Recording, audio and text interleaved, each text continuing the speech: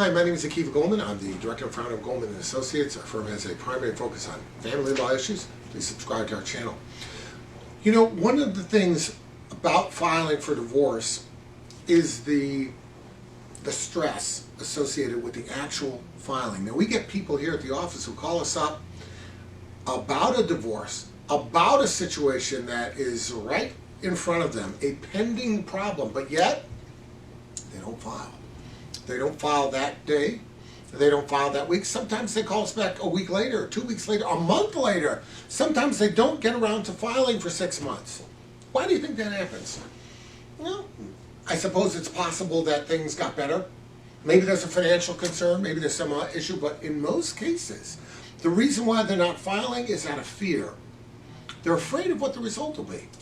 They're afraid that if they're dealing with somebody who's abusive, they'll get more abusive. They're afraid that if they start this process and they have to be involved in the divorce process for 6 or 8 months, it's going to be 6 or 8 months of hell. My response to somebody who tells me that is, how many months of hell are you going to have if you don't file for divorce? And the answer is you're going to have the same amount.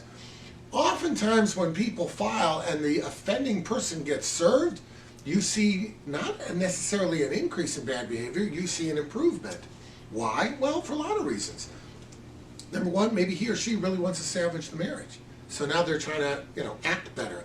Number two, there's a lot of people who, for psychological reasons, when they know a judge is watching what they're doing, they want to look like the good guy. So they're going to put on a big show. All of a sudden they're going to be a great husband and a great father and this and that. Your job is to decide whether or not it's something sustainable or it's just a show. If it's a show, then you know what to do about it. But the point is that sometimes there's actually an improvement in the situation, or what we call here at the firm a sudden flight to health, the health of the relationship.